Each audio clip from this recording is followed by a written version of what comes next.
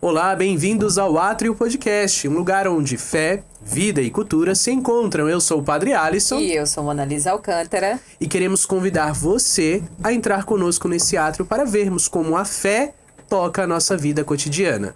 E a gente vai falar hoje sobre a vida também cotidiana dos santos, né, Padre? O nosso assunto todo se envolve por aí. A gente está com um convidado super especial, o Luciano Souza Bandeira. Ele que é formado em Tecnologia da Informação pela PUC. Ele é cofundador de empresas reconhecidas no setor financeiro, casado, pai e dedicado há quase 20 anos sobre o assunto que envolve a Igreja Católica, os santos. Ainda achou tempo para ser catequista, coordenador de catequese e também é o autor desse livro aqui, 30 dias, 30 vidas, um céu. Que forte, né? Esse nome, muito legal. Esse livro, a gente vai entender um pouco sobre a vida dos santos. Eu já dei aqui uma lida. E tem vários santos que eu não conheço, então hoje a gente vai aprender muito sobre a vida deles. Inclusive você que gosta muito da história do São Padre Pio, ele tem uma história muito bonita com esse santo. A gente também vai ter histórias especiais aqui para vocês. Bem, vamos começar, Luciano, porque nosso papo aqui é longo. Sim.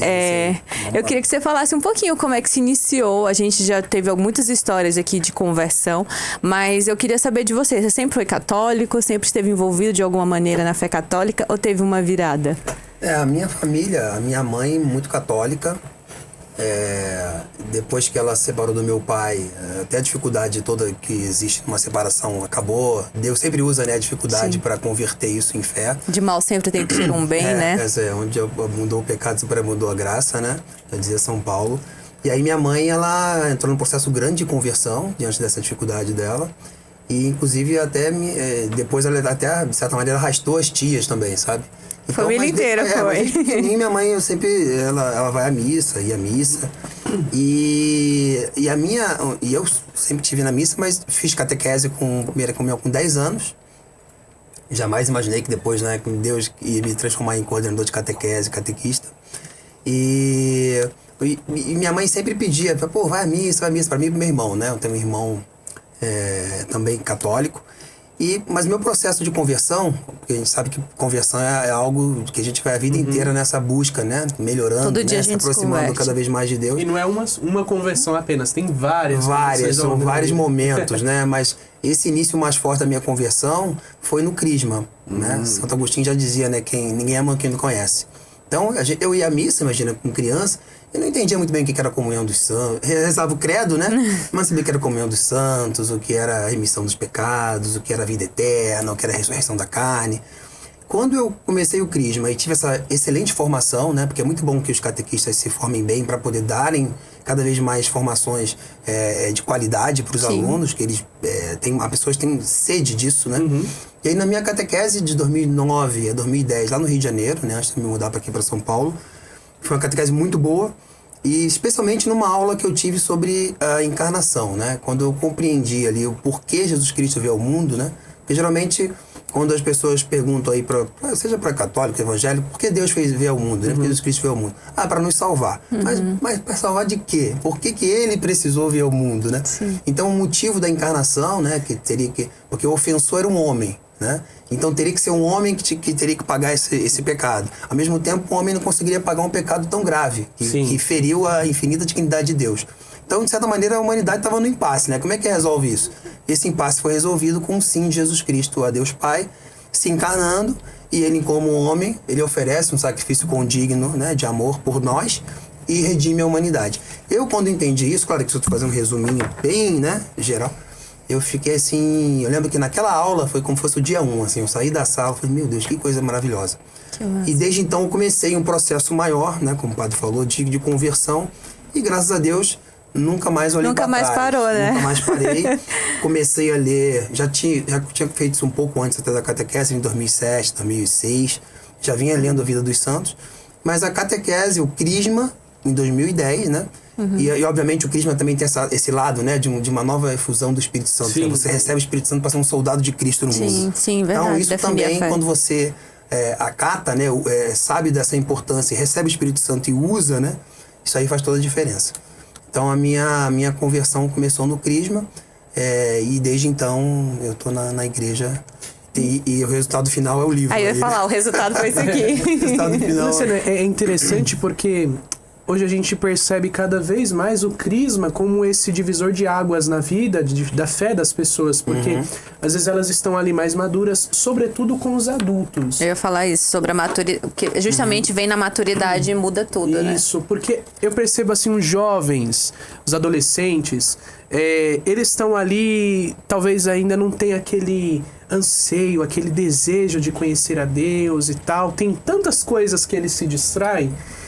Mas os adultos, eu percebo que ao realizarem a catequese do crisma, ao receberem o sacramento, eles entendem aquilo dali como de verdade uma missão para a vida deles.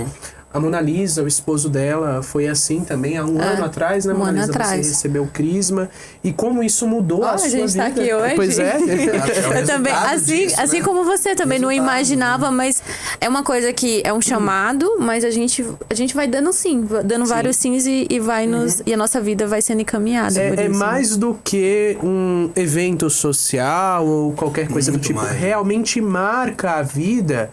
E como é um sacramento, o Espírito Santo vem na alma ali, a pessoa recebe graças, recebe esse desejo de querer servir, de querer defender a fé, de querer propagar o amor a Deus e de crescer também no conhecimento da fé e da igreja, cresce abundantemente e dá frutos. Deu frutos na vida da Mona Lisa, na sua vida e de tantos outros, né? Quando uma amiga minha falou uma coisa, a Zulene, né, que é lá do Santo Flow, ela falou que quando a gente dá o nosso sim pra Deus, a gente não sabe onde isso vai parar, né?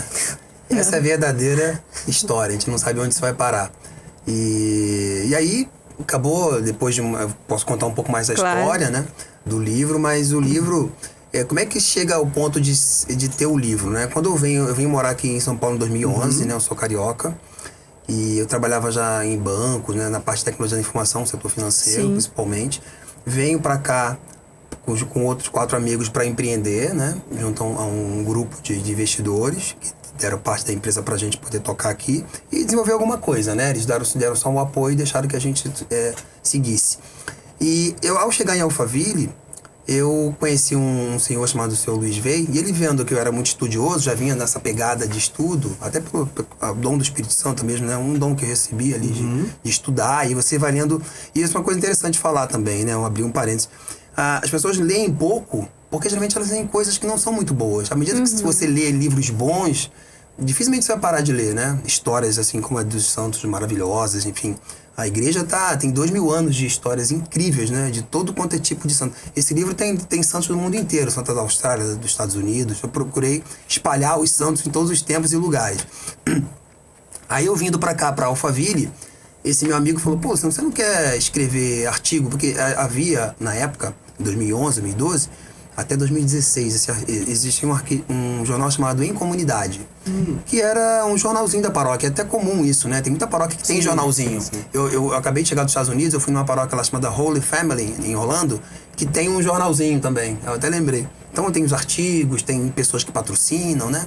É uma comunidade bem viva. E ele me convidou para escrever artigos. E eu escrevia, acho que 41 artigos ao longo de 4 anos, né? Então, como é que funcionava? Todo mês eu tinha que escrever um artigo. Então, eu mesmo tinha essa liberdade de escolher o que eu ia escrever. E, geralmente, a maioria desses artigos, acho que, se não me engano, 35, 36, eram sobre vida de santos. E eu tinha essa vontade, né? Depois de 4 anos escrevendo, eu falei, putz, eu já tenho aqui um livro praticamente pronto, porque eu tinha todos os artigos lá em casa guardados. Mas você já tinha enquanto você ia fazendo isso, você já tinha isso em mente, que isso poderia dar um livro, né? Porque depois de um tempo, eu falei, caramba, isso aqui dá um livro, né? Porque eu tenho 40 artigos. Eu escrevi artigo não só sobre a vida dos santos, mas sobre a história da igreja, sobre porque Deus fez homem, né? Que eu estava comentando agora, onde eu explico nesse artigo muito mais detalhado toda a relação da obediência de Jesus e Maria, pagando a desobediência de Adão e Eva. E isso é muito bonito ver isso, né? Que Jesus, Nossa Senhora dá um sim para um anjo, né? E Eva tinha dado um sim pro demônio. E tem toda uma correlação, né? Tem até um livro, né, que eu não lembro agora exatamente, acho que o padre pode me ajudar aqui, porque ele é a nossa biblioteca. Eu sou só uma leiga que fico falando. Tem um livro que faz uma correlação, né, de Eva pra Nossa Senhora, né? Sim, inclusive São Paulo fala, né? A nova Eva, né? E aí vai São Paulo dando, fala, né? Sim. São Paulo fala que Jesus é novadão, né? Sim, e no Tratado da Verdadeira Devoção, de São Luís Grião de Montfort, ele fala também dessa Nossa Senhora como a nova Eva, a nova Arca da Aliança. Exatamente.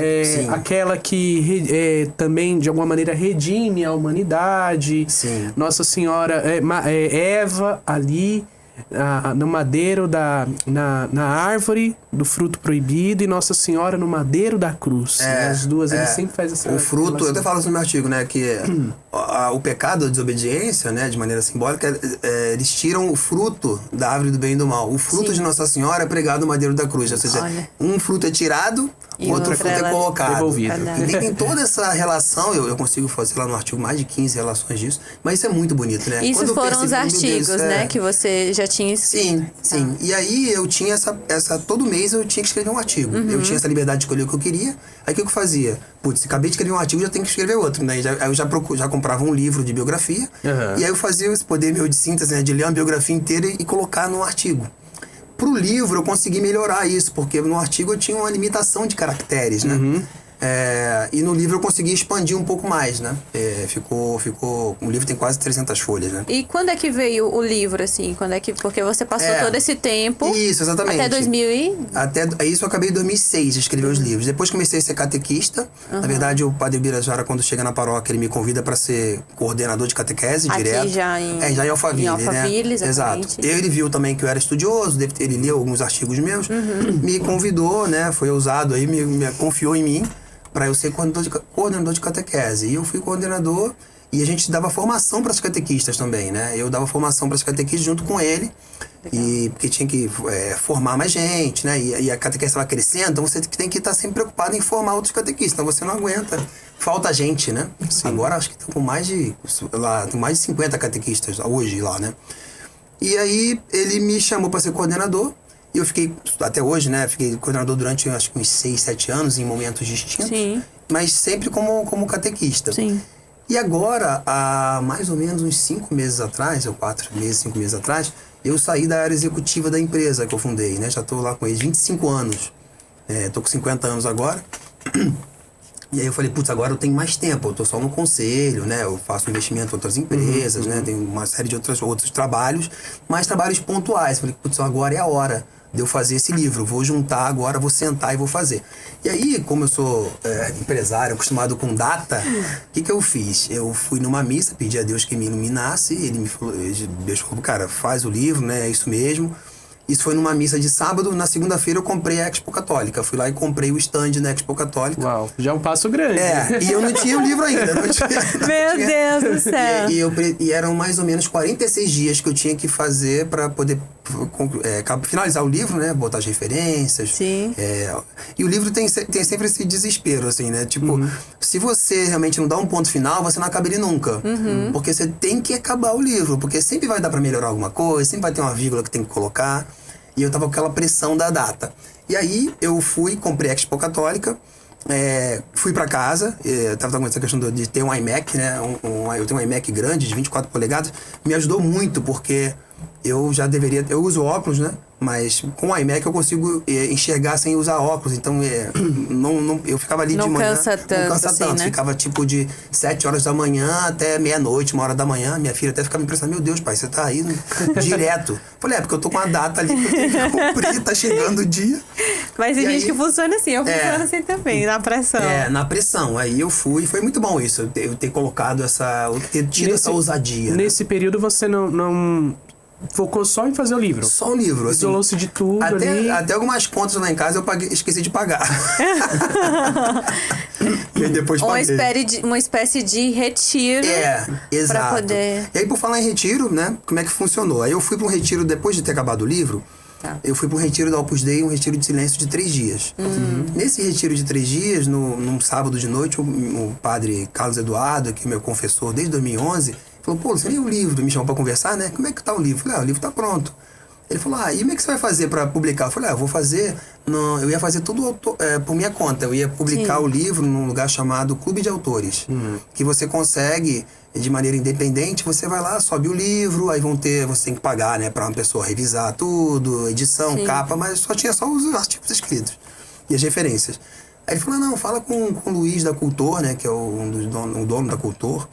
Aí eu falei, putz, mas será que ele vai... Mas o pessoal dizia que livro demora, né? Porque você manda pra editora, até você ser selecionado, até fazer, dá um trabalho, bastante. tem todo um trabalho, né? E eu falei, bem, enfim.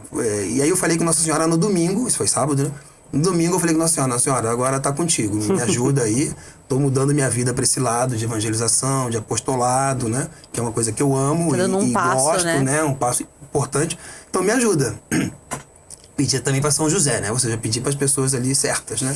Isso foi no domingo. Na segunda-feira, eu fui na missa do Santo Flow, que é lá em Alphaville, e aí, comentando com o Guto lá, falei, pô, eu vou estar na Expo Católica também, você vai estar lá, que eu vi que o dele era grandão, né? O stand dele é gigante, mas o meu era pequenininho, né?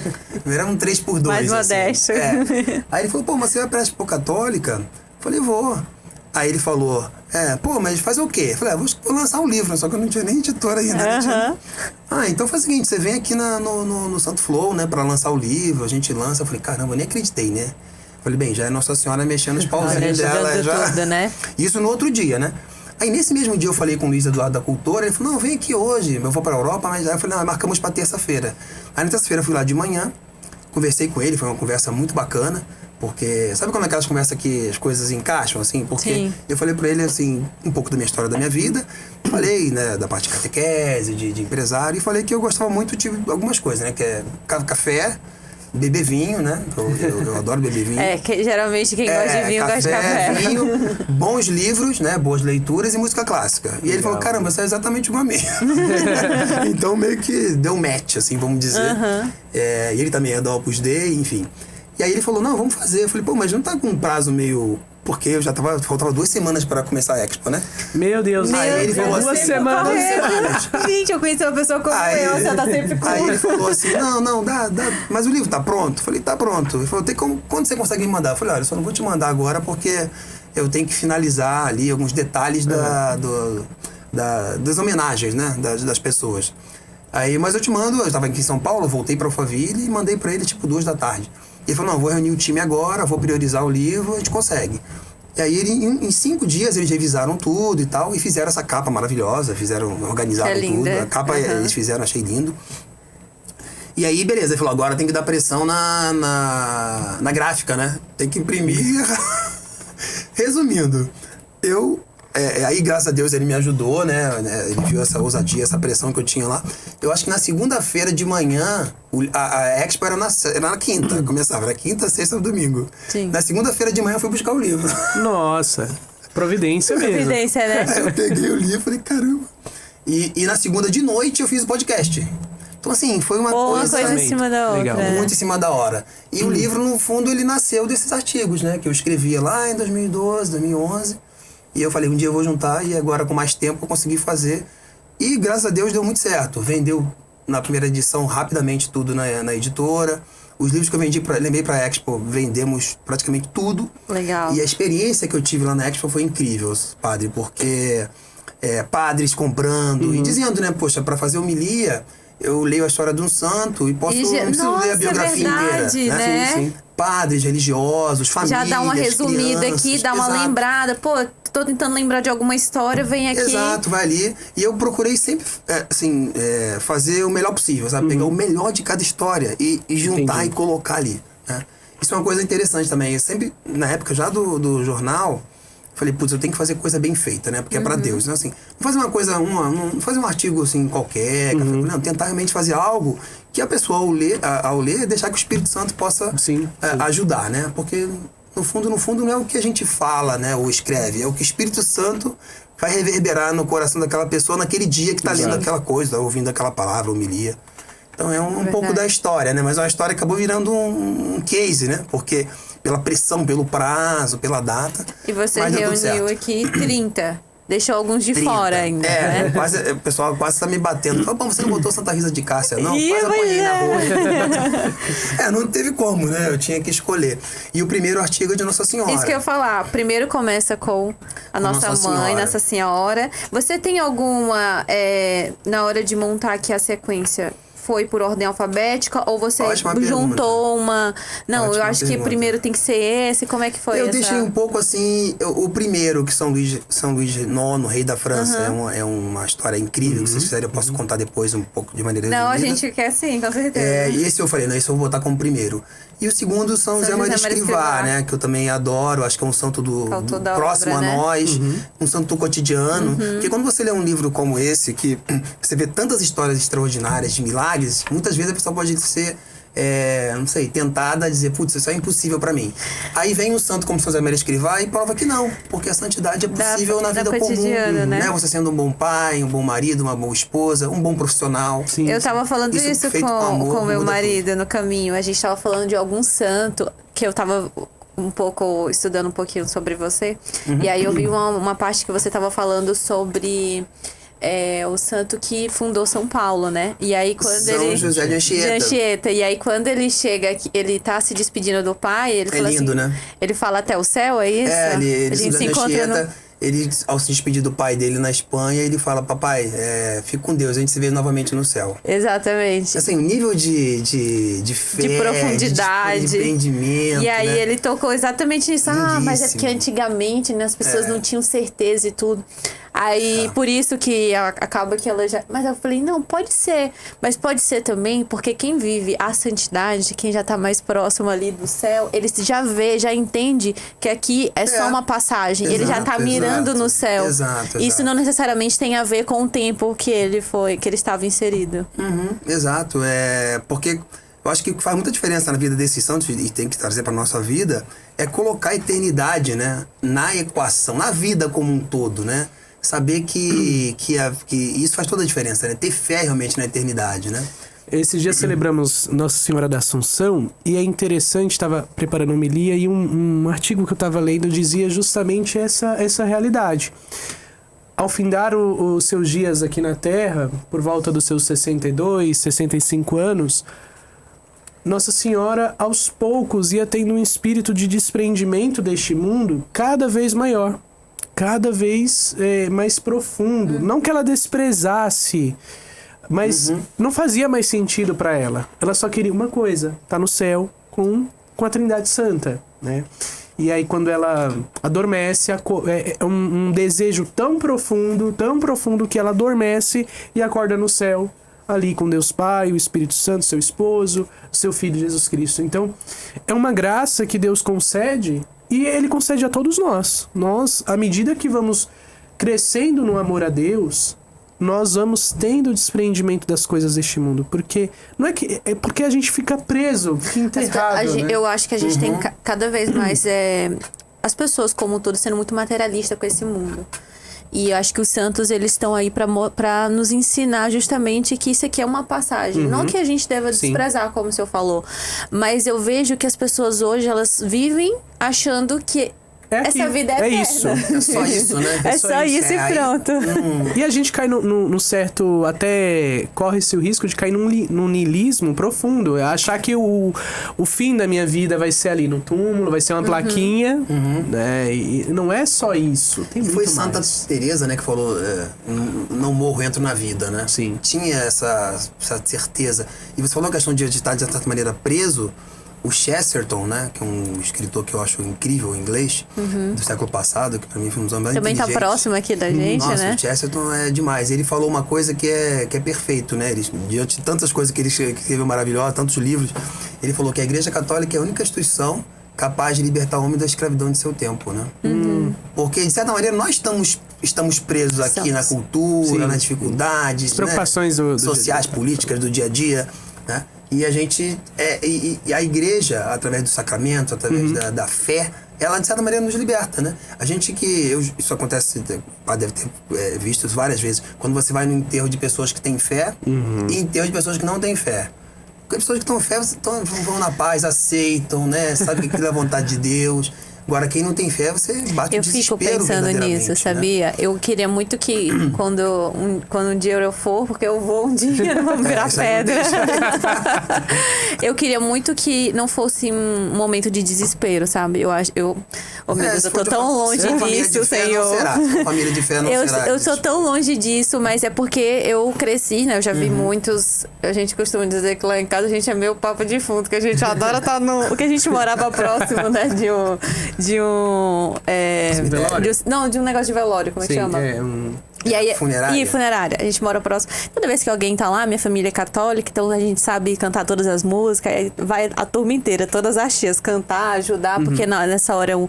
E eu sempre via aquele desespero, às vezes, né, as pessoas emocionadas com o momento e tudo, e às vezes até de pessoas mais velhas. Então, eu ficava pensando, e ultimamente eu tive algumas perdas, eu justamente comecei a meditar sobre isso. Poxa, eu queria muito que as pessoas, não só eu, mas assim, ao meu redor, as pessoas tivessem uma fé tão firme, tão forte, que esse momento fosse uma passagem diferente, né? E tem que ser alimentado, né, padre? Isso aí não é uma coisa de uma hora É um pra processo, outra, né? é um processo. É Eu interessante. tô longe disso. Eu já fui Alimentar. em velório de padres e é totalmente diferente.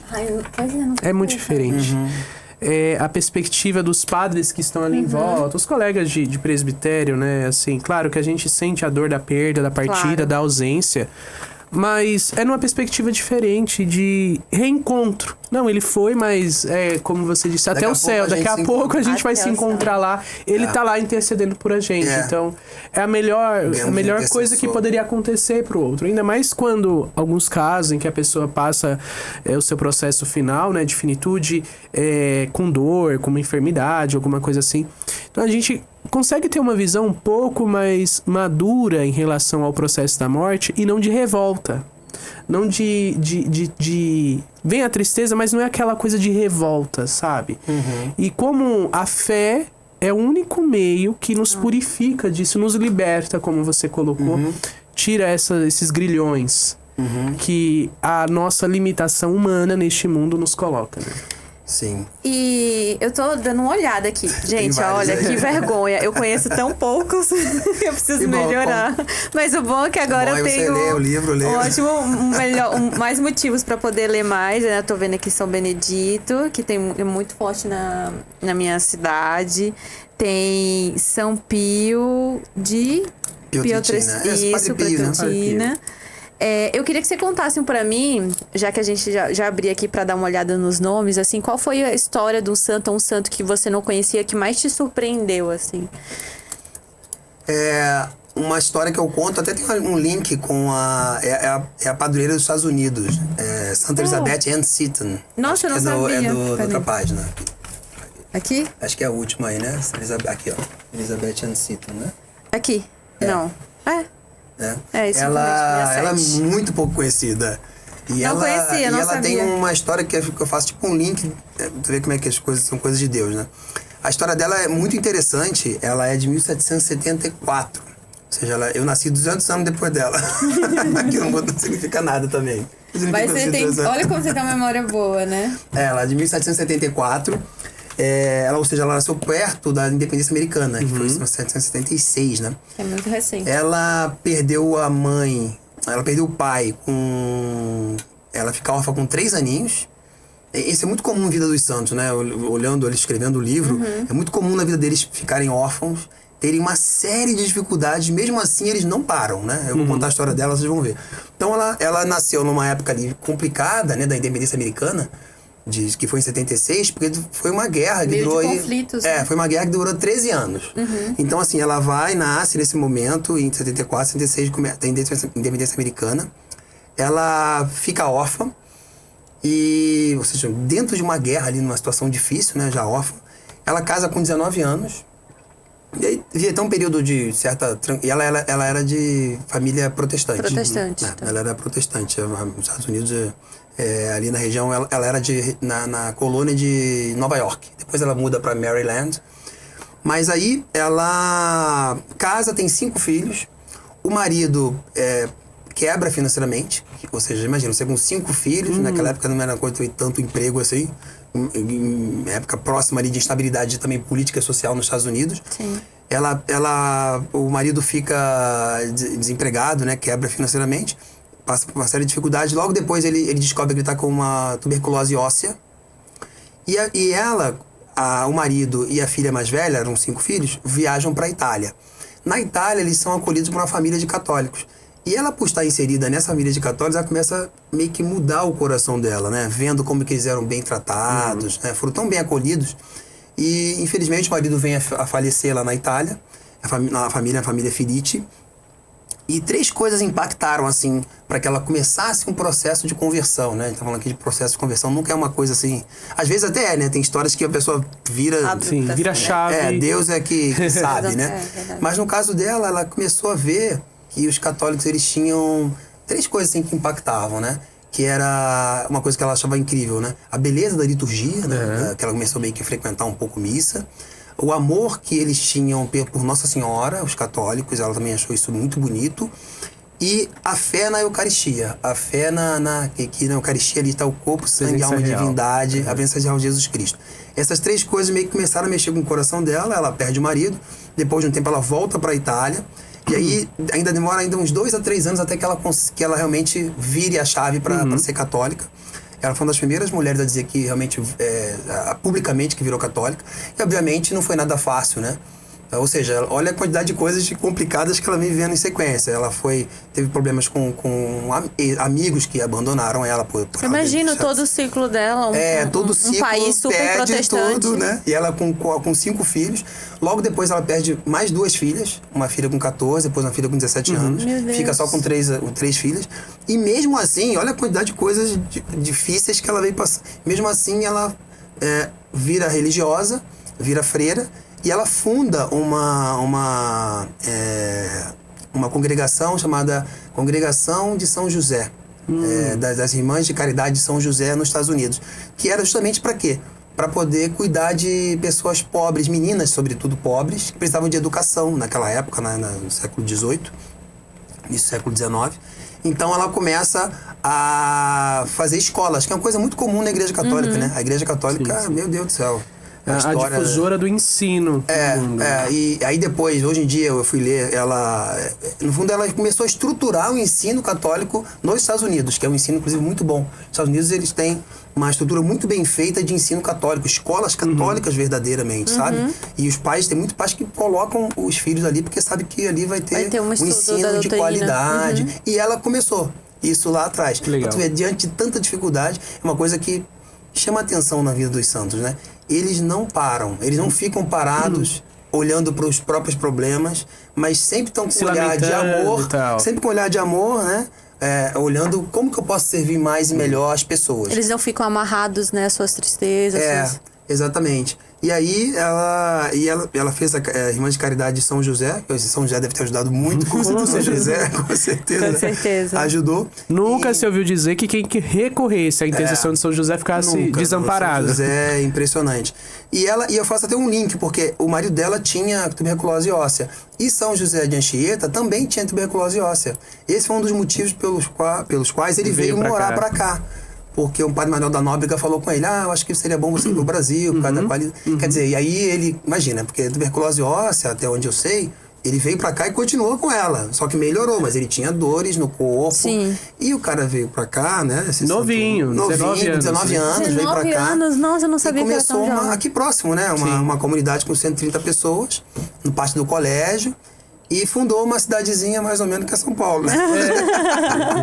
E aí a gente vê a vocação de São Paulo é uma coisa que vem de Deus, porque diz que eu sou devoto de São José de Anchieta. Que legal. Muito devoto dele. Sobretudo pela dimensão catequética dele, porque eu amo catequese. E se diz na história dele que certa vez ele teve um sonho e Deus revelou para ele uma grande cidade, um centro, assim, uma cidade enorme, com um fluxo de pessoas de diferentes lugares do mundo, e que esse lugar era consagrado a São Paulo, e é isso que nós estamos Nossa, eu não sabia desse detalhe. Tem na biografia dele, tem um livro da minha biblioteca católica, conta um pouco da história dele. A história dele é incrível, né? Eu daqui a 2 semanas vou fazer aquele caminho até Aparecida, um caminho que sai de Minas, e vai até Aparecida. Vai a pé? Sim. Vou a pé. São 5, 6 dias andando e tal. Eu não sei nem se eu estou preparado. Não, eu não Deus tô tendo prepara. tempo pra me preparar, mas vamos lá, né? Não. Mas o interessante é o seguinte, eu vou lá, vou até comprar um tênisinho bonitinho, né? Uma meia prepara. Ele não tinha isso, né? Ele vinha lá da praia e subia até aqui, São Paulo, que São Paulo tava 500 metros, né? Ele vinha a pé, até Barueri ele ia. Até onde eu sei, ele ia até Barueri, que aí são mais 200 metros, né? Santana de Parnaíba são 700 metros, 800 Sem metros. estrada, sem ter que abrir. E o cara vinha sem tênis, sem repelente, que eu falo que não tinha repelente, verdade, não tinha né? nada. O cara vinha.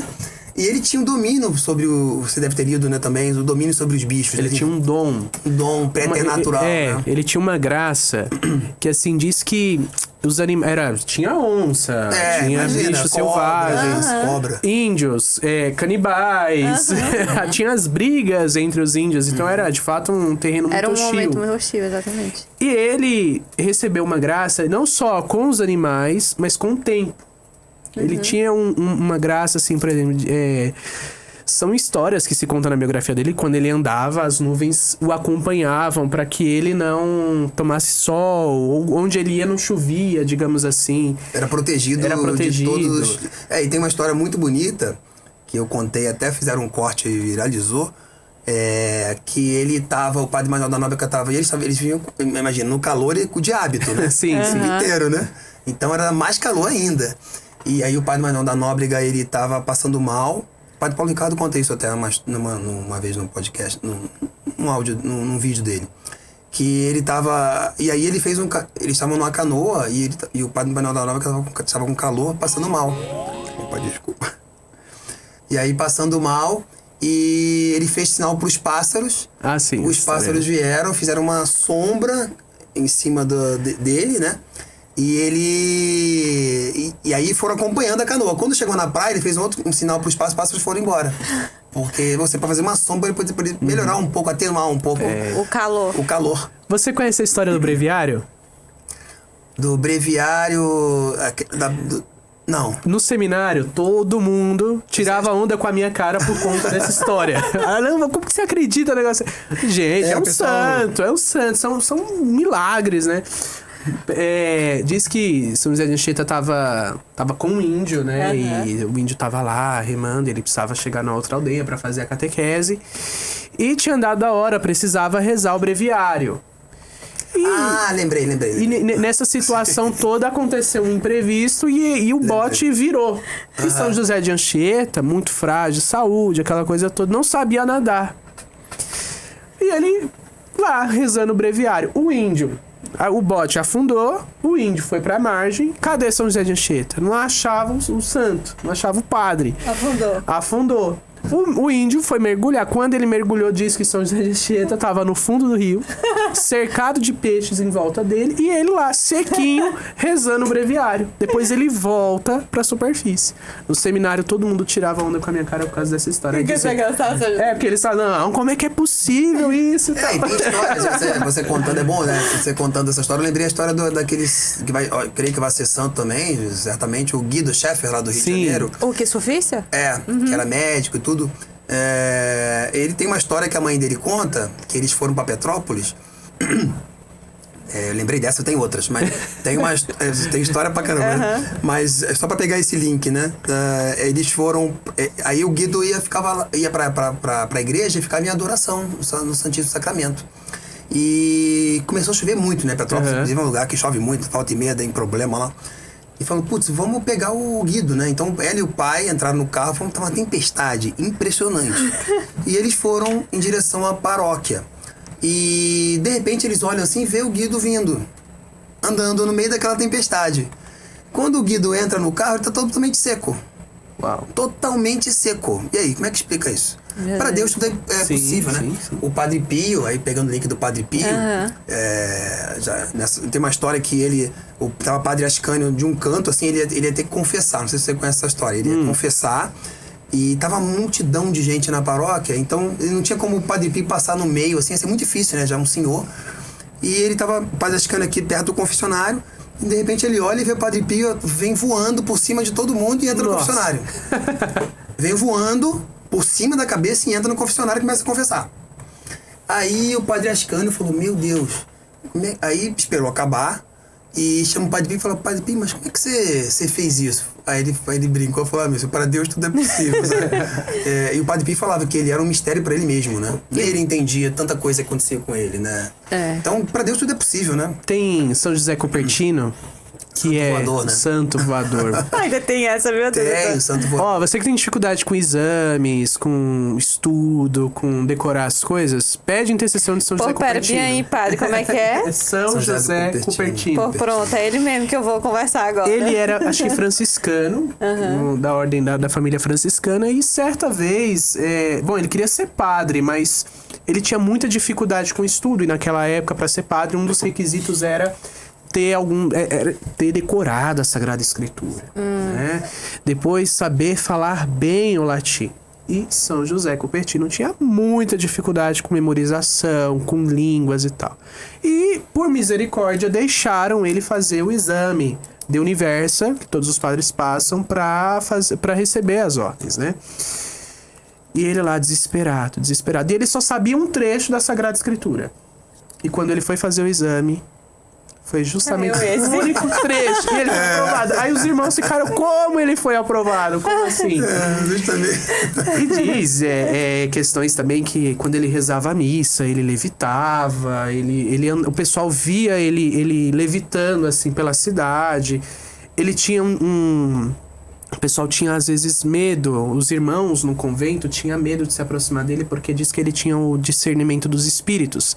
Ele olhava para a alma do indivíduo e ele sabia o pecado que afligia, sem sequer a pessoa precisar acusar. Então ele sabia onde pegar, um discernimento, aonde dom. ele ia direcionar. Exatamente. Também, né? Eu ia falar Padre Pio também. São Bento também. Você tem uma história, né, com o Padre Pio? Sim, eu tenho uma história com o Padre Pio que aconteceu justamente na época que eu trabalhava lá no Rio de Janeiro.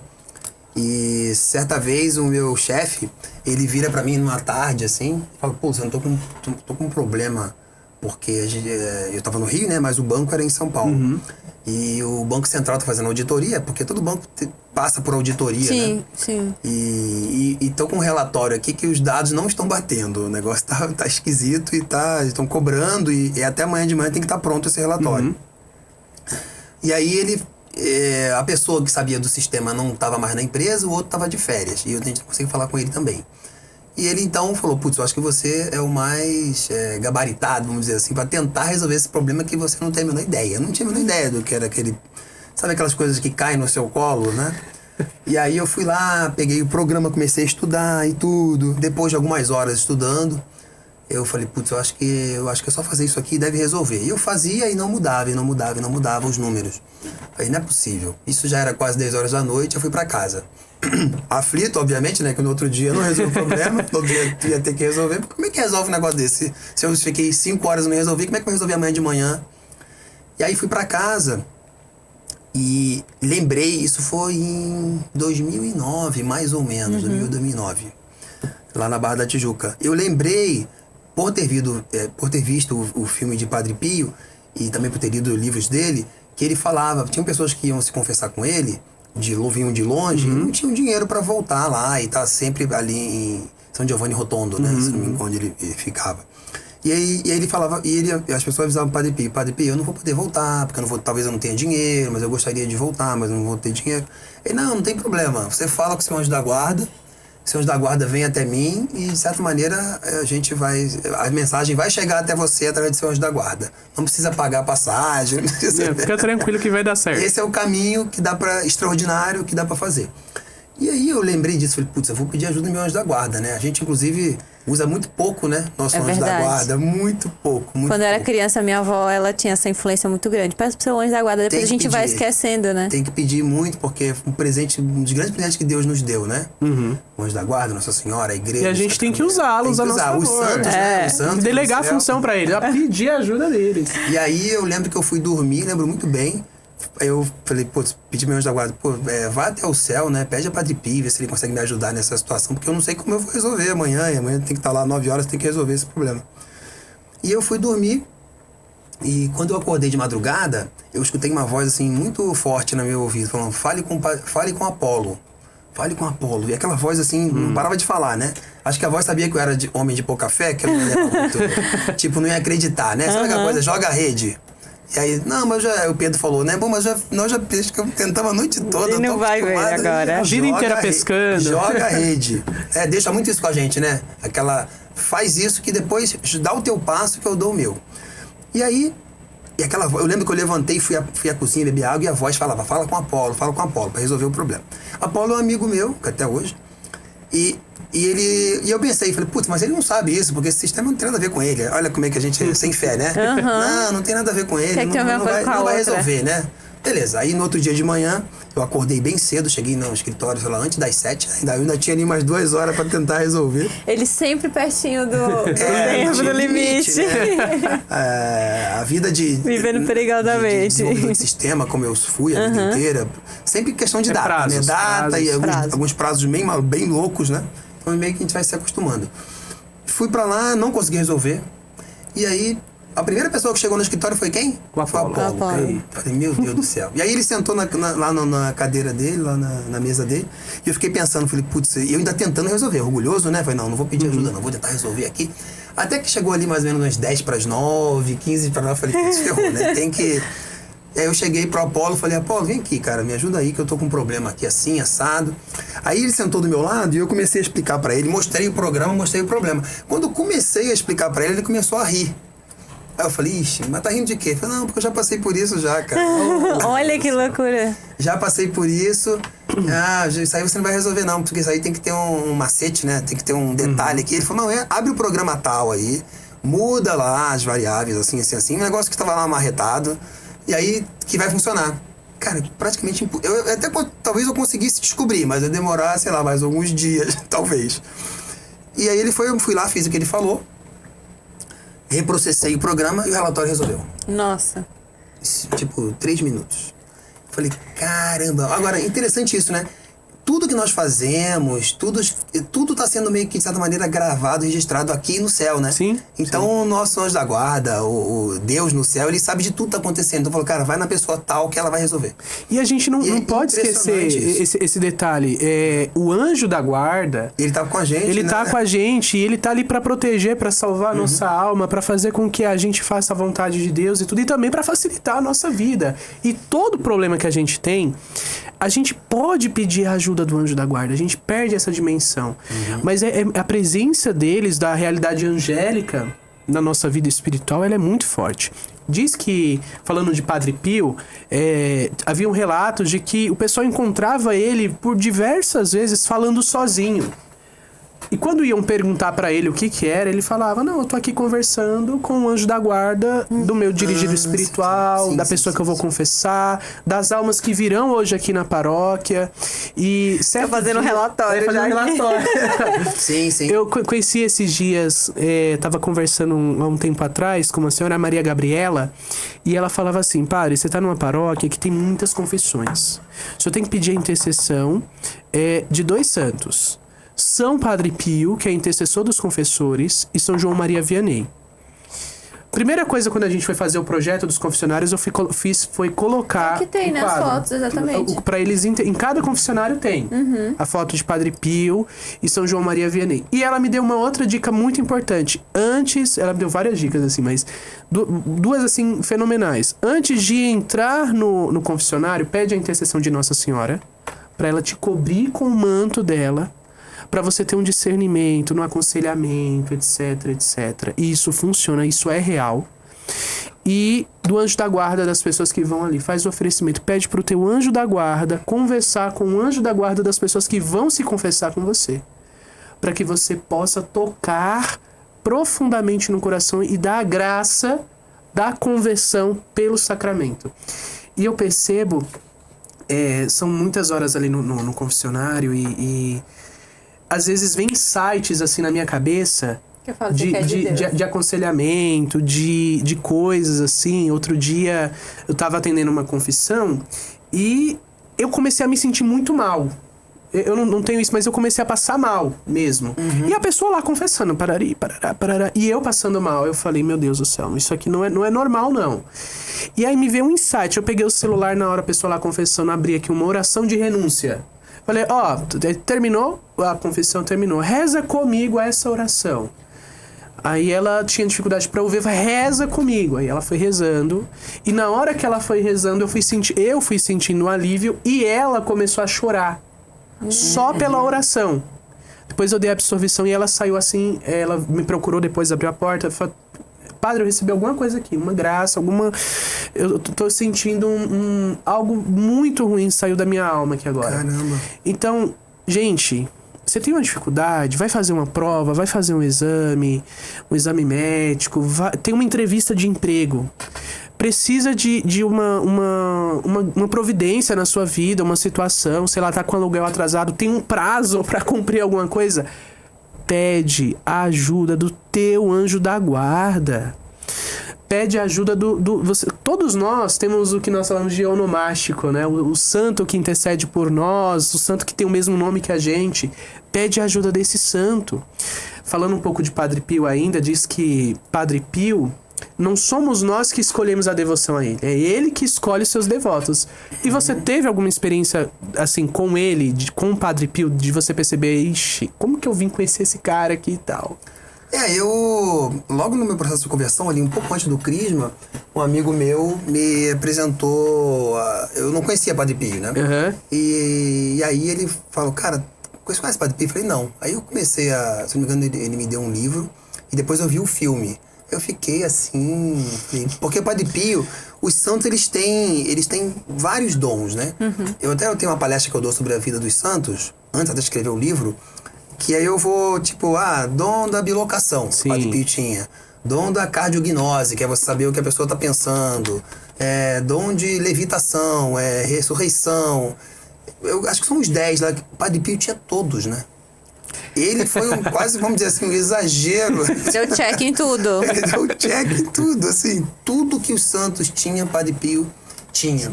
Tem aquela história dele que ele ficou voando, né? Que os caras iam bombardear a cidade, ele aparece voando.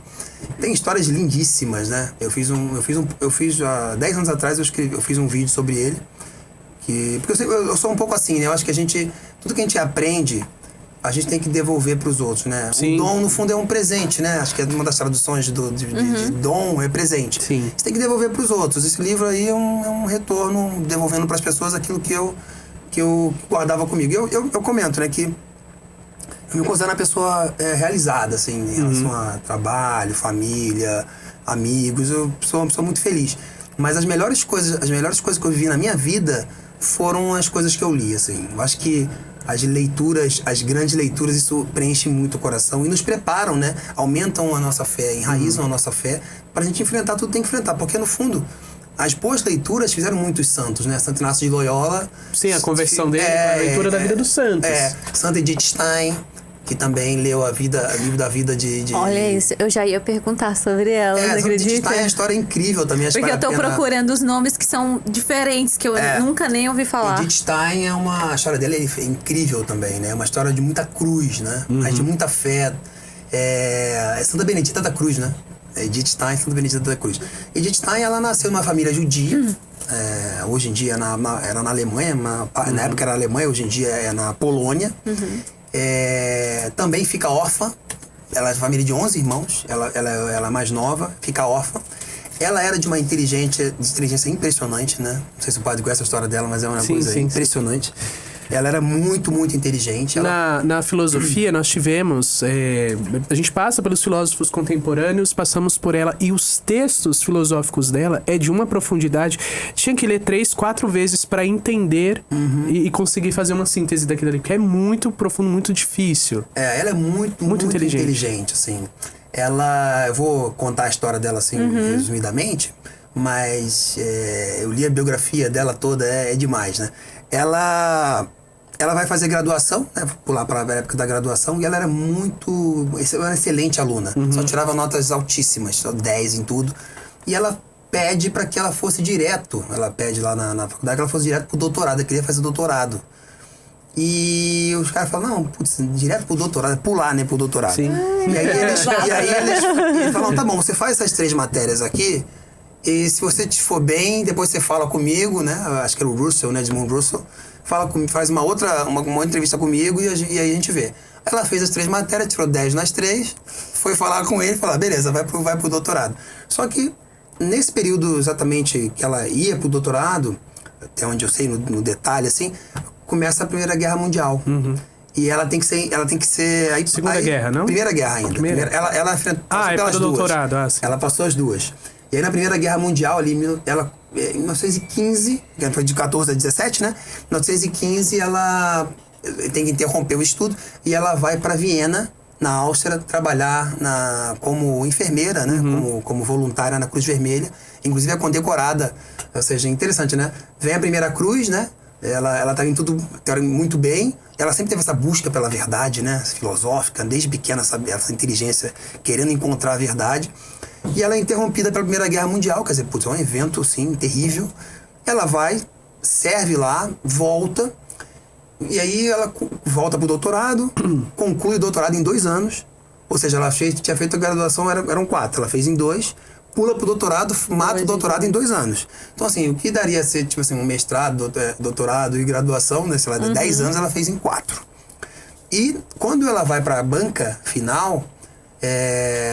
foi uma banca que durou, se não me engano, 6, 7 horas de uma sabatina terrível.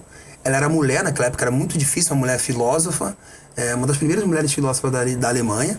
Foi uma sabatina muito complicada, só que ela passou com 10 com louvor. Ela tirou 10 com louvor, né? É chamada summa cum laude. É o máximo do algo máximo. A mais, né? É o 10, assim, é o 11, né? 10 mais. Ela realmente era incrível. Falava 7 idiomas. Ela falava 7 idiomas. E depois... E aí, beleza. Ela começa, depois de formada, a dar aula na universidade e tudo. Aí tem outro problema. Hitler ascende ao poder na Alemanha, em 1933. E aí ela perde o emprego, porque todo mundo que era não ariano perde o emprego. Ela perde o emprego, volta para casa da mãe, começa ali a traduzir algumas coisas, dá um trabalhinho, pode ver, né? Que dificuldade, né? Tava aqui, toma ali uma pernada, volta para casa da mãe ali para fazer alguma coisa. Numa dessas dias difíceis lá, de compreensão, tristeza ali, né? Não sabia o que fazer, desempregada, vendo o que estava acontecendo com a Alemanha, né? Porque a igreja na época batia muito de frente com o nazismo, inclusive.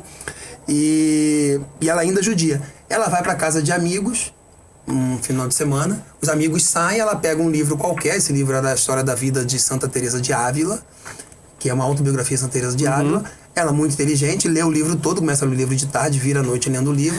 No outro dia de manhã ela fecha o livro e fala, isso aqui é verdade. Tipo assim, tudo que ela vinha buscando, ela encontrou na vida. Olha a importância da vida dos santos, né?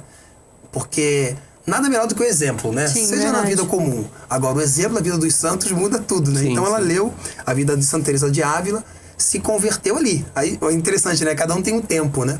Ela volta para casa, avisa a mãe que ia virar católica. A mãe dela, poxa, mas como assim, né? Virou um problema em casa. Mas não tem como você permanecer judia, né? Esquecer isso, largar isso.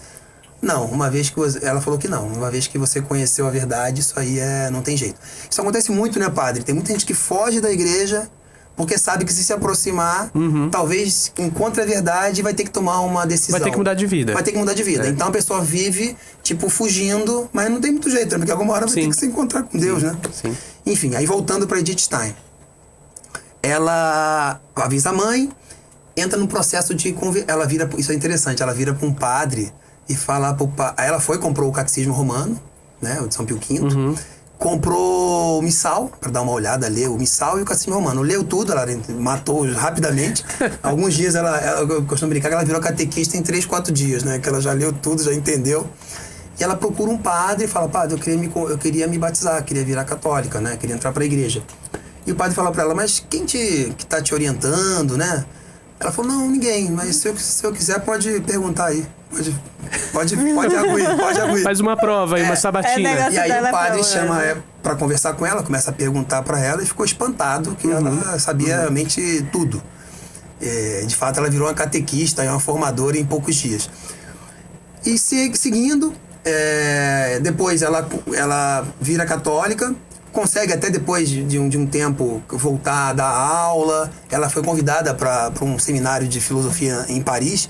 E lá em Paris, ela espantou as pessoas, porque ela dava aula de São Tomás de Aquino em francês. Meu Deus. Imagina, você explicar São Tomás de Aquino em francês. Ela foi traduzir São Tomás de Aquino, foi escrever. Aí, de novo, né, a importância dos escritos, das leituras. Então, ela... E depois de um tempo, aí, Segunda Guerra Mundial. Quer dizer, ela pegou a Primeira Guerra Mundial, teve problema, aí... pouco mais pra frente, Segunda Guerra Mundial. Impactou muito a vida dela, ela já tinha virado carmelita, aí ela ficou realmente muito impactada, decide, né? Teve um discernimento, ela entrou para a ordem carmelita, virou carmelita. Depois a irmã dela, a Rosa, também, né? Vira carmelita.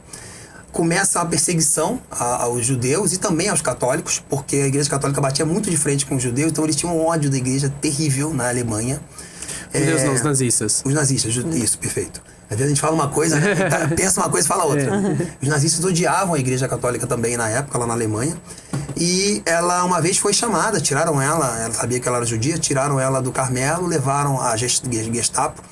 E ela no meio, isso é uma coisa incrível, porque ela no meio, eu conto no livro isso, ela no meio da Gestapo lá, da polícia alemã, ela vira e fala, louvado seja o nosso Senhor Jesus Cristo. Pros caras. Não acredita. No meio dos caras. E ela dizem que ela saiu de lá, assim, apanhou, saiu a pontapés. Hitler chega ao poder, a guerra explode, ela tenta ainda fugir, né? Ela sai de um convento da Alemanha, vai pra Holanda. Aí o que acontece? A Alemanha vai lá e invade a Holanda também. Olha que coisa, né? Que vida, né? E aí, não teve muito jeito. Ela foi enviada para o campo de concentração. Meu Deus. Inicialmente, acho que lá na Holanda. Depois, ela vai para Auschwitz. E nesse trem que vai para Auschwitz, segundo os judeus, nenhum deles voltou. Eram 1.000 pessoas, 300 católicos, 700 judeus. Todos foram mortos em Auschwitz. E o que contam dela, que quando ela chegou em Auschwitz, olha a fé dela, né? Ela ia de cabana em cabana, consolando as pessoas, dizendo que acontecesse o que acontecesse, Deus estaria com o menino Jesus estaria com ela ali, com as pessoas. Então, as mulheres realmente enlouqueciam, né? Porque imagina, você chega num campo de concentração, tiram teu filho e tiram teu marido. Você fica sozinha, não sabe o que está acontecendo. Aquele ambiente de morte, desespero, grito. E ela, um anjo, ela como fosse um anjo, né? A gente falando de anjo aqui, um anjo, que a gente tem nós temos nossos anjos da guarda, mas também temos anjos, né? Que são pessoas que são Deus usadas põe por na Deus. nossa vida. Sim. Ela era um anjo que ia de lugar em lugar até que ela faleceu em Auschwitz. Né? Nossa, que loucura. Então, uma história impressionante. Eu não conhecia essa história dela. De Edith Stein, né? Você Santa mencionou, Benedita da Cruz.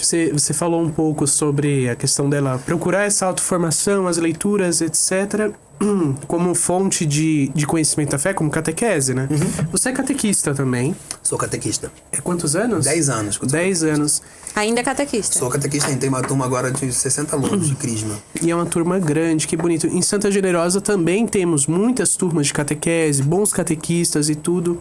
Nós mencionávamos nos Estados Unidos a iniciativa, né, da irmã, padroeira, da padroeira, que fundou as escolas, dava catequese e tudo. Nós aqui no Brasil, infelizmente, a catequese passa por uma crise muito grande, mas graças a Deus, Deus tem suscitado também respostas a isso, né? É difícil que às vezes alguns casais pais de família vêm pedir orientação pra gente, padre, indica um colégio católico pra colocar os nossos filhos, e até meio polêmico que eu vou falar aqui, porque às vezes causa até um desserviço alguns colégios católicos, não vou dar nomes, óbvio, mas... Nem sobre tortura. Nem sobre tortura eu vou falar. Mas o que a gente escuta, né, que às vezes a criança, ela entra os pais colocam os filhos no colégio católico. Que confia, né? Exatamente. Confiando que, né, vai ajudar a escola. E acaba fazendo um desserviço, um contratestemunho e tal. E paralelamente a isso também, alguns ambientes paroquiais também, uma catequese, ainda métodos ainda que acabam esticando demais a transmissão da fé, o ensino, enfim, e a pessoa com o tempo, por demorar muito, às vezes acaba perdendo o ânimo. Eu passei muito tempo, inclusive, para poder... Eu passei 2 anos... 2 anos e meio, eu acho. 2 anos, basicamente, para poder, primeiro, achar uma turma, porque não tinha turma na minha igreja, enorme, tá? A minha paróquia. Aí nunca tinha ninguém disponível. Nunca tinha... Aí nunca tinha depois, quando tinha, não tinha o tempo, horário necessário e tudo. E também tinha essa questão do tempo, até que por providência, acho que foi no dia de uma missa de São Francisco de Assis, que tem o dos bichos, não tem? Aí um catequista foi lá levar o bichinho dele, o padre pegou ele e virou nosso catequista, e graças a Deus deu certo. A importância, né, de ter esse trabalho, esse serviço, né, de catequese, né? E assim... A gente percebe que muita gente tem feito um processo de retorno à fé católica. E chega na paróquia e encontra uma burocracia que às vezes é desnecessária, que atrapalha. Burocracia burra, essa é a verdade. Exatamente. Sim. Uma burocracia, um excesso de burocracia, o processo de catequese às vezes se torna mais longo do que um mestrado, um doutorado. Edith Stein fez doutorado de 10 anos.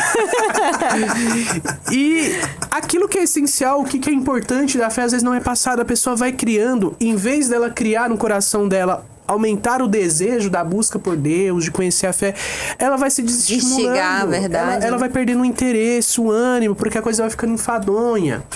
E não é muito forte o que eu tô falando aqui, porque, não sei, depois... Mas assim...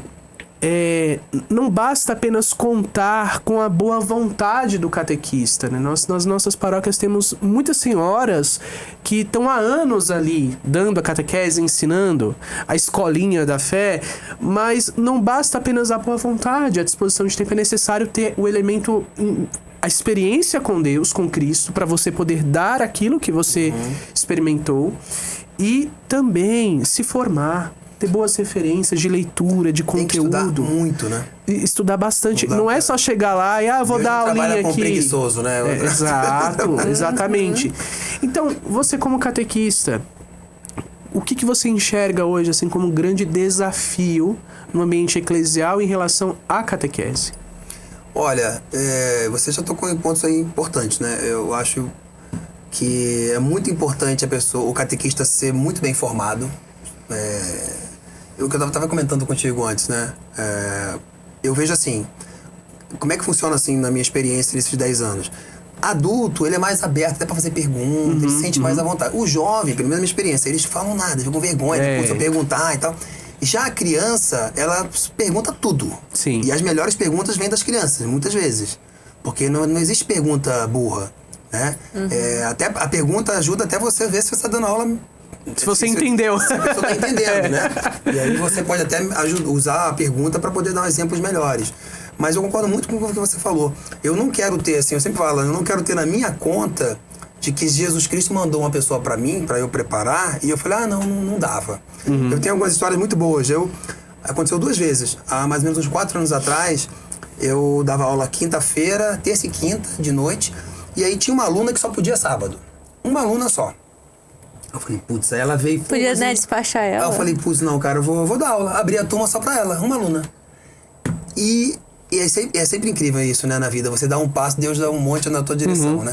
Essa turma que eu abri por causa de uma aluna, ficaram com 34. 34 pessoas. Por conta e dentro dessa turma, teve casos de conversões de família. Gente que aí entrou... Você falou que estava dando aula online também, né? Isso. Nesse período também, porque o padre falava, eu acho que tem que ter isso do padre também, assim, tipo... ter essa abertura pra, tipo, tiver que acelerar uma aula, tiver que formar a pessoa rápido, forma, né?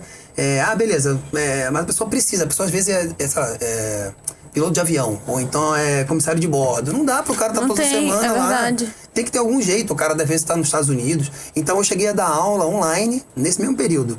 Abri uma turma online, e aí tinha aluno no Texas, aluno na Flórida, aluno em Minas, aluno no Rio de Janeiro, e depois eles vieram para o Crisma. E muda a vida da pessoa. Muda, porque assim... Eu sou cria de uma boa catequese e minha crisma. Eu também, assim, o que mudou me fez essa virada foi boa catequese. Então, acho que, como você falou, tem que ter um pouco mais de flexibilidade. Né? Pra poder você, tipo, vai lá, não, já perdeu, passou o prazo. E os meus alunos brincam comigo, falam, pô, Luciano, você aceita a pessoa até uma semana antes do que... Mas o desafio, padre, só respondendo, finalizando, eu acho que tem que estar muito bem preparado, porque o mundo tudo é contra a igreja, né? Então você tem que estar preparado, sabe? Tem que estar sabendo tudo que está acontecendo para poder responder bem. Uma vez que você responde bem, você ganha o aluno. Né? Você fala, pô, o cara tá preparado, o cara... Né? E outra coisa que você falou, viver também. Porque não adianta nada você ser uma pessoa muito bem instruída. Não tem experiência com Cristo. Isso acaba virando, pode até virar uma vaidade, que seria uma coisa péssima. Né? Então, ou seja, preparo, vivência e amor, né, por o que faz, né? Demonstrar o que Deus fez na minha vida, quanto catequista, passar isso para eles também. O desafio, acho que é o mundo, né? Que o mundo é muito mais rápido e o mundo, como não tem compromisso com a verdade, né? É muito mais fácil você sair enganando, porque a verdade é uma só. Sim. Por exemplo, é verdade, nós estamos aqui agora, mas nós podemos mentir e falar que estamos voando em vários lugares do planeta, né? E então o mundo é muito ligeiro, o demônio é muito astuto, então a gente tem que estudar muito, não pode ser preguiçoso, tem que estar preparado e ter unidade de vida, né? Para poder... A gente tem na igreja passar isso pra eles. Muitos métodos de catequese. Tem um método para as crianças do Bom Pastor, que é uma coisa sensacional, muito bonita. É lindo, é lindo. Tem a iniciação à vida cristã, que ela é um pouco mais demorada, tem toda uma estrutura e tal, mas que é muito interessante também. Mas não é que aquele método vai servir para todo mundo. Tem pessoas que têm uma facilidade maior, outras necessitam, enfim. E essa flexibilidade também utilizar-se de novos meios. A tecnologia hoje, gente, essas aulas online, sem dispensar também o espírito de comunidade, que eu acho que aí cai num outro extremo, problema, né? Que são pessoas que vivem uma fé apenas no âmbito digital, mas que não estão inseridas numa comunidade, e a nossa fé, ela é comunitária, né? Exato, isso é muito importante esse ponto. A gente não pode excluir isso também. Ter essa experiência, porque na paróquia, na vida comunitária, enfim, eu aprendo a lidar com a diferença do outro, e a diferença do outro me ajuda a melhorar enquanto indivíduo.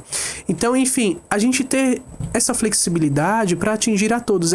Tem um fenômeno interessante acontecendo aqui em Santa Generosa.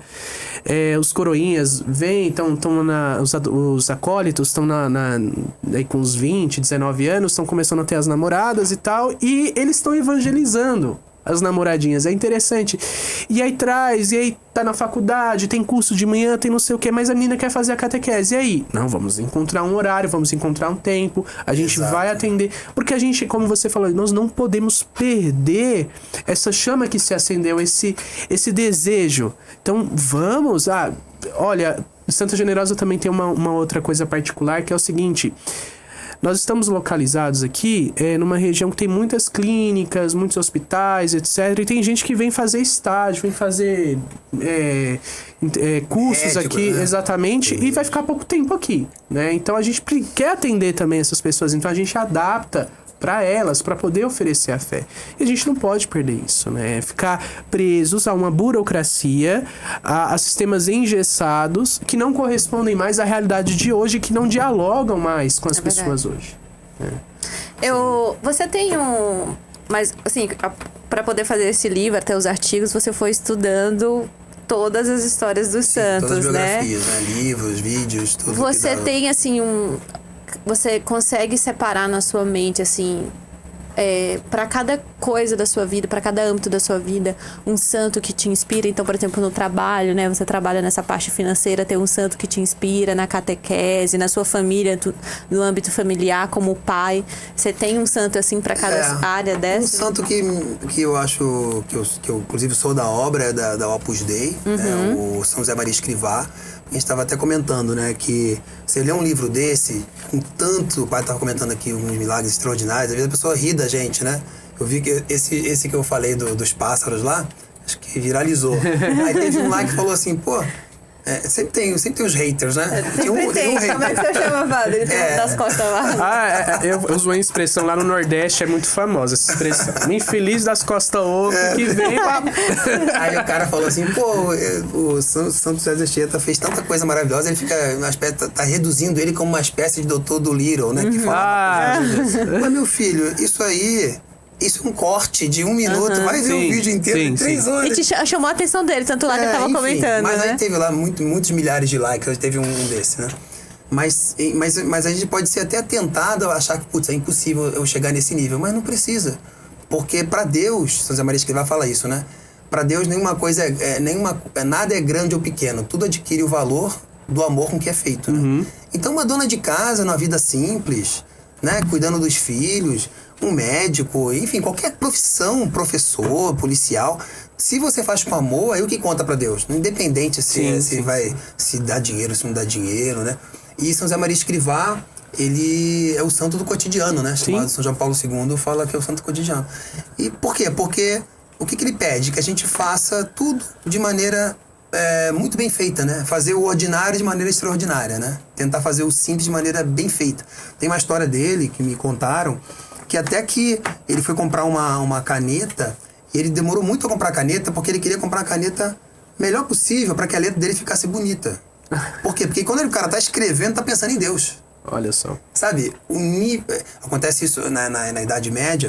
Presença de Deus, né? Presença de Deus. Então, a gente fala muito em santidade, mas, assim, essas santidades extraordinárias que são importantes pra gente ver que Deus age ainda no mundo.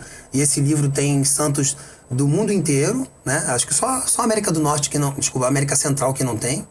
Mas de todos os outros continentes tem santos e de todos os tempos, para provar que a santidade é possível sempre. Sim. Sempre.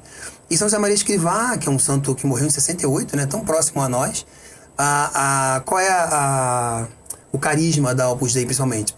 A primeira coisa é a filiação divina. A gente não esquecer que nós somos filhos de Deus. A gente cansa de esquecer disso também, né? Nós somos filhos de Deus. Isso é uma coisa muito grande, né? Você tem que meditar muito sobre isso. E temos, portanto, né? Uma vocação...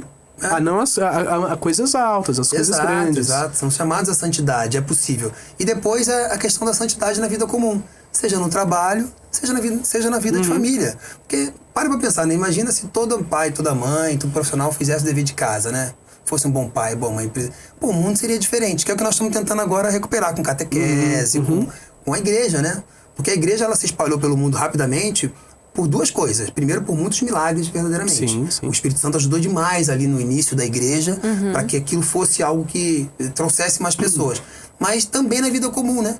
As mulheres vendo como que os maridos tratavam as esposas era totalmente diferente do que o mundo naquela época. Isso, de certa maneira, é um trabalho de formiguinha, mas que vai pelo exemplo mudando, e a coisa vai virando algo exponencial, né? Um dos motivos que eu quis escrever o livro também é para isso, para que as pessoas pudessem, num único livro, ter tantas histórias maravilhosas, né? Conseguisse ali fazer um itinerário durante... Por isso que o nome do livro é 30 dias, 30 vidas em um céu. Porque a ideia que eu pensei é que cada dia você lê a vida de um santo.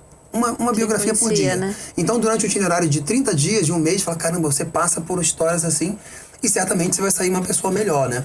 Na minha vida, o que eu aprendi com os santos, muitas coisas, mas a ser mais paciente, a não ficar reclamando, né, diante de dificuldades, porque é muito comum na vida deles. Quando eles passam por dificuldades, eles falam, putz, se Deus está permitindo isso, é para o meu bem.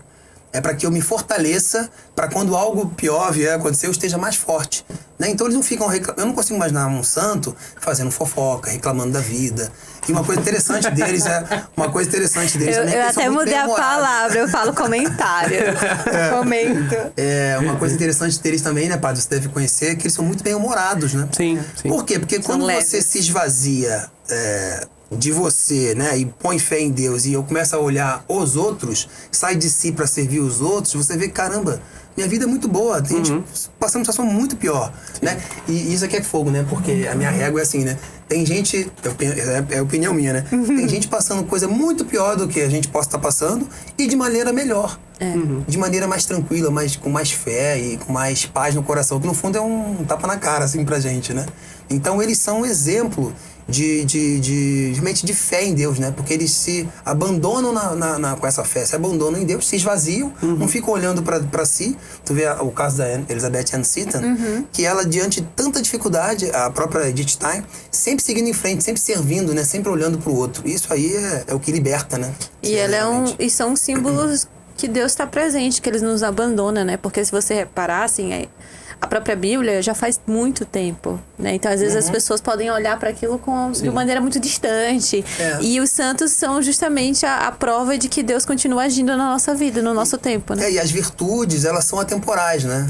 Porque você ser bom, você ser justo, você ter temperança, né? Pega as virtudes cardeais lá, justiça, fortaleza, prudência, temperança. Cara, isso aí daqui a 300 anos vai continuar sendo, né? Você pega essas grandes obras, essas coisas maravilhosas dos músicos, né? De música clássica, de Mozart, de Beethoven, Bach. Daqui a 300 anos vão falar, nossa, que coisa maravilhosa. Porque são obras feitas com muito amor e para Deus. Um outro santo que eu acho que vale a pena falar rapidamente, que eu gosto muito, é o primeiro aí que eu coloquei, que é o São Luís, rei da França. Eu achei que você iria colocar o São José Maria Escrivá. Eu botei em segundo. Primeiro. O padre lá da obra, eu tinha botado em primeiro, assim, fazendo uma confissão pública. Não, vai pegar muito porque você é da obra. Não, Luciano, vai pegar muito na pita, vou ir lá pro meio. Não tem como segundo. Mas São Luís, rei da França, A história dele é incrível, né? Eu até costumo brincar que ele era só o rei da França. Só isso, cara. Né? E era um homem muito virtuoso, né? Muito santo. Ele logo, a história é interessante, que a santidade nunca ela é não, né? Não vou fazer isso. Mas muitas vezes a santidade vem dos pais, vem dos avós, né? Você vai começar a puxar assim, aí o pai era muito santo, o avô era muito santo, isso vem de uma tradição de família, né? No caso dele aconteceu, porque a rainha da França, a Branca de Castela, a mãe dele, era muito religiosa. Quando ele nasce e vem ao mundo, ela tinha perdido alguns filhos antes, a ama, né, a parteira, levanta ele e fala, nossa, esse menino é o menino mais lindo do mundo. Chama ela mostra pra ela, né? E ela vira e fala assim, eu vou botar no artigo aí. Ela fala assim, não, ele realmente era muito lindo. Mas o mais importante é que ele viva na graça de Deus. Porque se não for assim, eu prefiro vê-lo morto. Você vê, a rainha da França fala isso. Se ele não viver na graça de Deus, eu prefiro vê-lo morto. Olha como é que o mundo mudou, né? Olha a fé dessa mulher. Né? Esse despojamento. E ela entrega, questão, é uma forma de entregar o filho, né? Pra Deus. E ele, como rei da França, o pai falece, né? O São Luís VIII. E ele fica. Com 12 anos, ele vira rei. Preparam ele, acho que com 19 anos que ele realmente assume, se não me salvo engano. E ele assume, e ele foi muito bem preparado, né? Porque ele tinha na corte padres ali, beneditinos, que deram uma formação para ele incrível. Ele tinha muito amor a Nossa Senhora.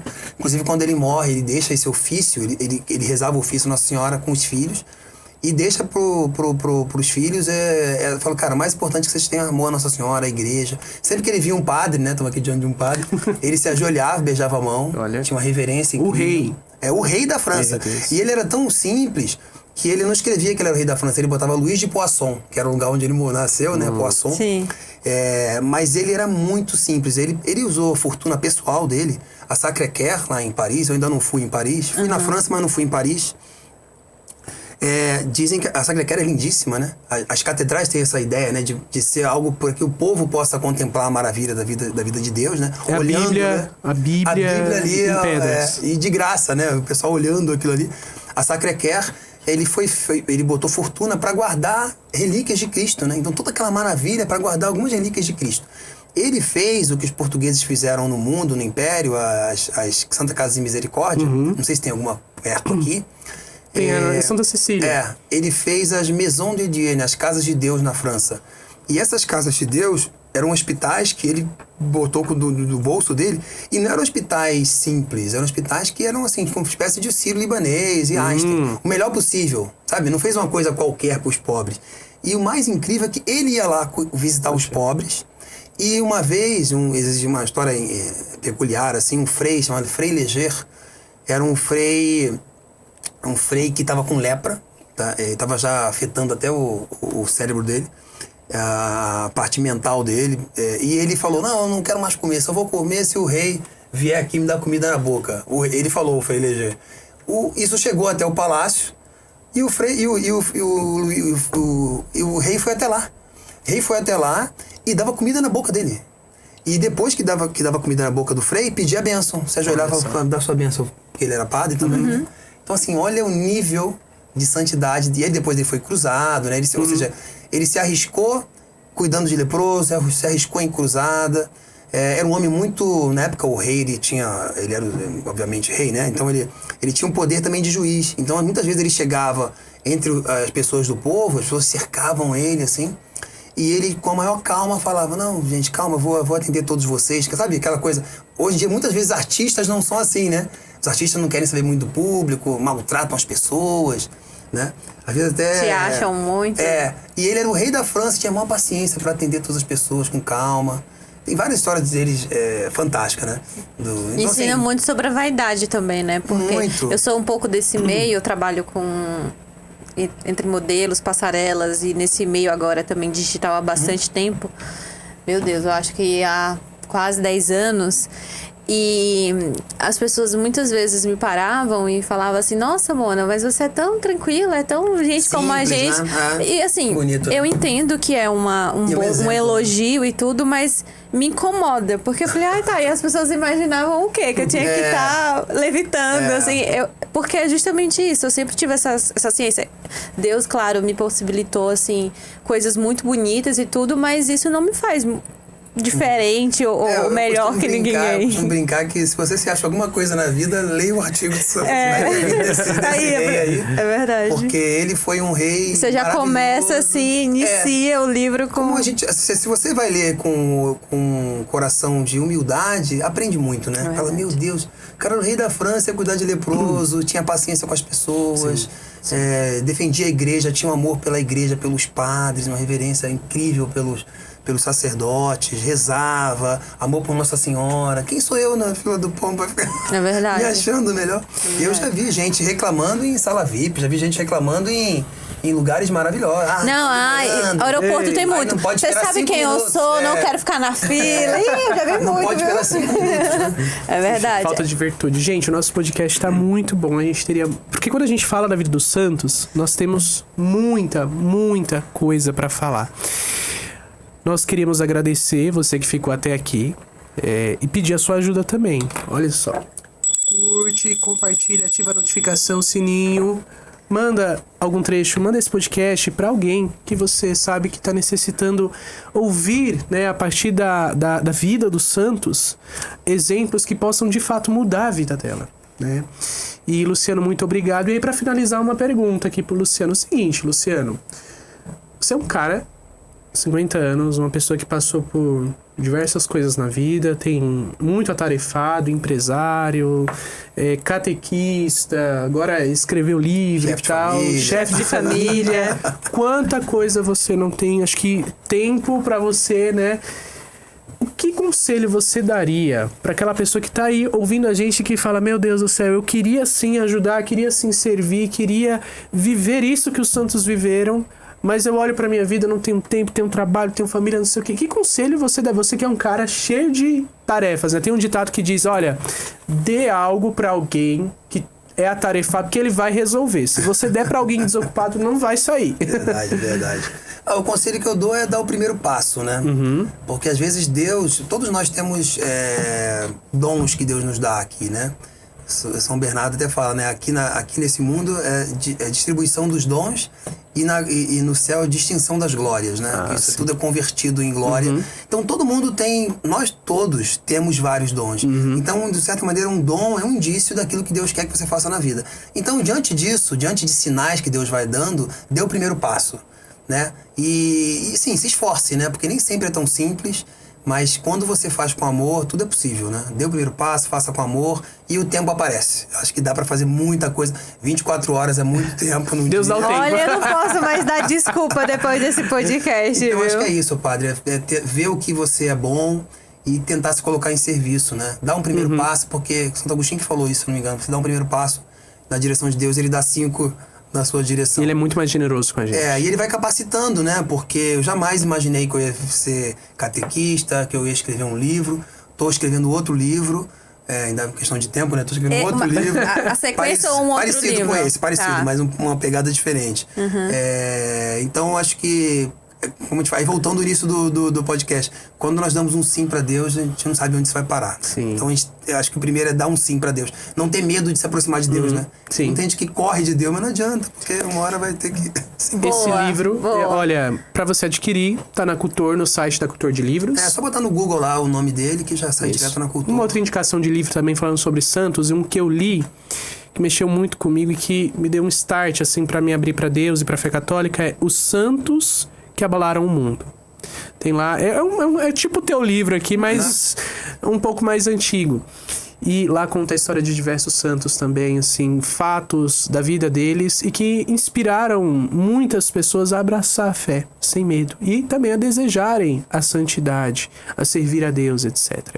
Queríamos hoje agradecer também aqui ao Anderson, o estúdio. Pode vir que tá com as portas abertas aqui para nós, nosso patrocinador. E se você também precisa de um espaço para fazer o seu podcast e tal, vem aqui, entre em contato com o Anderson. O estúdio pode vir, tá certo? Tem uma estrutura sensacional, o Anderson acolhe muito bem e queríamos também agradecer a toda a nossa equipe, ao Sandro, ao Emílio, a Ana, a Vitória, que colaboraram conosco. Nos ajudam a formar isso aqui. Tem uma equipe gigantesca por trás do nosso podcast. Queria te agradecer muito obrigada, de verdade, por ter aceitado o nosso convite. Esse livro aqui, ele vai estar do lado da minha cabeceira. Lê um por dia ele. Vai me ajudar muito nessa caminhada, porque aqui tem histórias inspiradoras para que a gente também busque a santidade. A gente brinca muito, fala, eu tô longe, e realmente, né?